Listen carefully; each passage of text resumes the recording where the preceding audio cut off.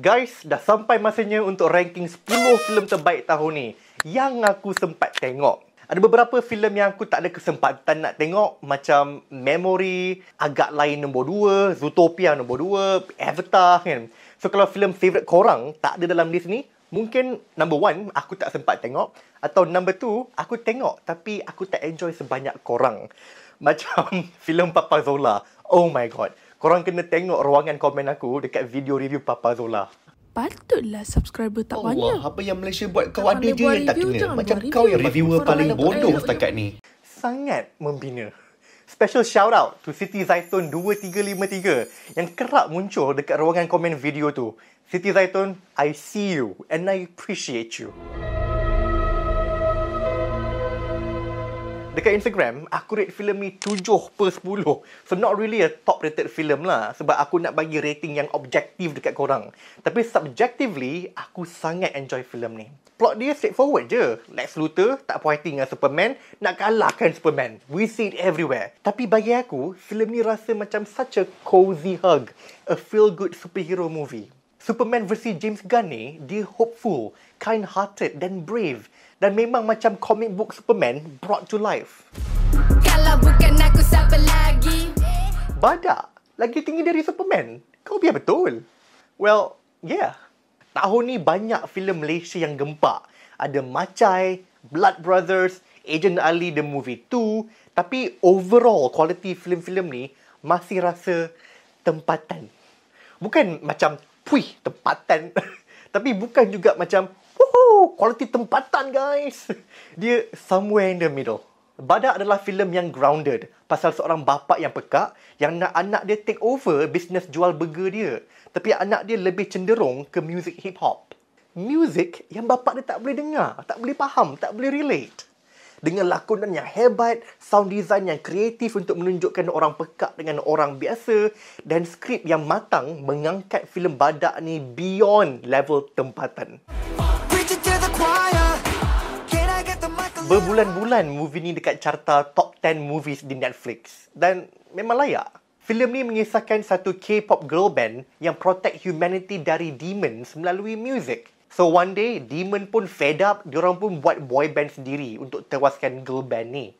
Bila aku dengar balik sinopsis dia, sound so childish and so lame.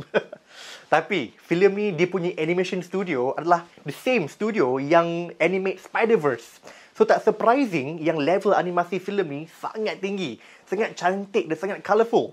Story dia taklah deep mana pun. Dan characters pun banyak yang sangat surface level selain Rumi dan Gino. But, oh my god, filem ni so fun dan so funny. Orang yang tak layan K-pop atau K-drama pun confirm boleh enjoy filem ni juga. Siapa sangka, filem vampire terbaik tahun ni adalah berlatar belakangkan the black community dan satu club ni. Bukan satu population Eastern Europe ni dan istana besar yang menakutkan yang entah dekat celah bukit mana entah. Sinners mengisahkan adik-beradik kembar ni yang buka satu juke joint yang kemudiannya dikunjungi oleh seorang lelaki yang minuman favourite dia, cow. Sinners menggabungkan horror, action, political commentary dalam satu filem vampire yang sangat stylish dengan blues music di tengah-tengah semua tu. Aku suka yang filem ni, vampire ni hanya satu medium je. Kau boleh ganti vampire dengan macam-macam. Dari zombie ke, shapeshifter ke, demon ke, dan dia punya plot akan kekal sama. Sebab makhluk yang dipilih dalam filem ni hanyalah satu allegory for something much, much deeper. Entry ketiga dalam series Knives Out, Benoit Blanc kembali sekali lagi untuk menyelesaikan lagi satu misteri berkenaan satu pembunuhan ni yang nampak macam mustahil. Berbanding dengan dua filem sebelum ni, tema filem ketiga ni yang paling heavy. Tapi crime solving filem ketiga ni pun yang paling best. Sebab kita macam join Benoit Blanc dalam menyelesaikan misteri filem ni. Filem ni kerap ikut POV satu priest ni. Yang otak dia macam otak kita lah. Slow. Bukan macam otak genius Benoit Blanc tu.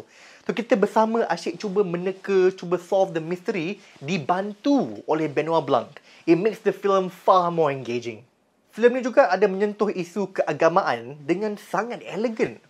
Watak priest ni tak ditulis macam satu watak yang terlalu naive, innocent atau terlalu ekstrim. Dan watak Benoit Blanc yang atheist tu pun bukan dari awal dia benci agama. Dan bukan dia tiba-tiba, aku percaya Tuhan. Dan by the end of this film, ada satu message pasal religion atau humanity in general yang sangat indah. Yang buat aku sangat tersentuh.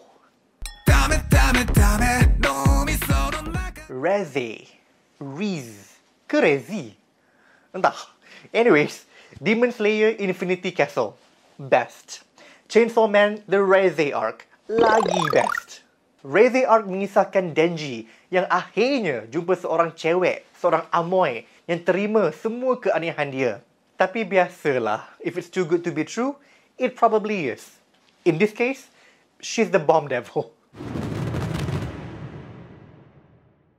Animasi filem ni sangat fluid dan storyline dia pun complement aspek visual dia. Berbanding dengan movie anime lain, Reze Arc actually feels like a movie. Bukan macam beberapa episod yang dicantum bersama. Dan flow filem ni pun, honestly, is perfect. Starting sebagai satu romantic comedy, lepas tu jadi misteri. Reze ni baik ke tak, into a full-blown, large-scale epicness. Aku end up habiskan season 1 sebab filem ni. And now, I'm a Chainsaw fan. Chainsaw Man fan. Antara karya terbaik Del Toro, Frankenstein mengisahkan Victor Frankenstein. Seorang saintis yang... Come on, perlu ke aku sembang lebih? Frankenstein kot, mesti korang kenal. Kalau aku nak ringkaskan filem ni dalam 2 perkataan je, heartbreakingly beautiful. Ia satu kisah antara pencipta dan yang dicipta dan erti kemanusiaan. Jacob Elordi berjaya hidupkan watak The Creature dengan semua kompleksiti dan raw emotionsnya. Cinematography dan music filem ni pun sangat grand. It feels very epic. Rasa macam sangat rugi tak dapat tengok filem ni dekat wayang. Sebelum Bring Her Back, pengarah filem ni, The Filippo Brothers, mengarahkan filem Talk to Me yang juga masuk dalam aku punya top 10 untuk tahun tersebut, 2022 atau 2023. Filem ni mengisahkan adik-beradik ni yang dijadikan anak angkat oleh seorang wanita ni yang clearly lebih sayang si adik ni berbanding si abang. Tapi sayang dia tu ada agenda yang sangat dark. Sangat rare untuk sesuatu filem tu untuk buat hati aku rasa berat. Dada aku rasa sempit, rasa semput. Ada banyak je filem dekat luar sana yang depressing. Tapi filem ni is damn bleak, man. Tengok sekali, cukup. Aku tak sanggup tengok kali kedua. Easily, filem horror or thriller terbaik tahun ni. Dan aku harap budak botak tu dapat terapi secukupnya. Sebab macam-macam dia kena lalui untuk filem ni. List ni bukan sekat ada filem Mak Saleh. Ada filem Melayu, ada filem Jepun, ada filem Korea, ada filem animasi. What can I say? Mr. Worldwide. Filem ni pasal seorang bapa yang kena buang kerja. Untuk maintain lifestyle T20 dia, dia buat plan untuk lenyapkan bos-bos dia so dia boleh kembali kerja dekat bidang yang dia sangat passionate ni. Filem ni is dark humor done well.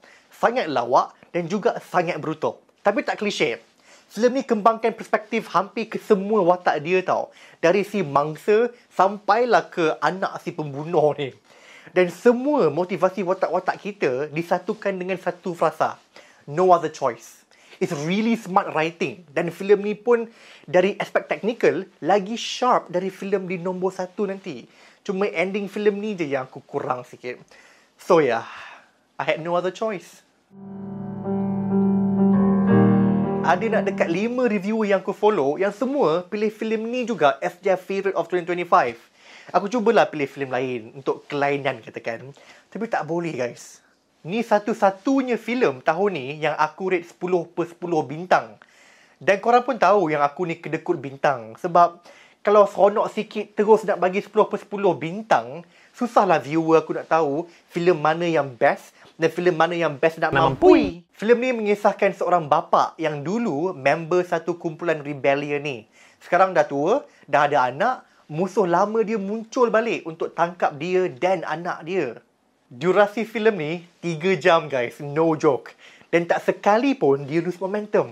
Seperti tajuk dia lah, filem ni memang non-stop excitement. Tapi tak pernah rasa penat sebab the pacing is perfect. Dan tak ada satu pun watak dalam filem ni yang tak charming. Hampir setiap watak deserve their own spin-off basically. Tapi ending dia, oh my god. Ending filem ni is amongst the best final act aku pernah tengok. Entah macam mana, diorang berjaya buat babak car chase yang sangat sepi tapi sangat epic. Fast and Furious could never. Okay guys, apa pendapat korang pasal list aku ni? Like kalau korang setuju, dislike kalau korang tak setuju. Tapi jangan dislike je, kongsilah list korang sendiri dekat ruangan komen di bawah. Aku nak tahu juga. And selamat tahun baru, Happy New Year. Dan terima kasih sebab support aku sepanjang tahun 2025. Bye!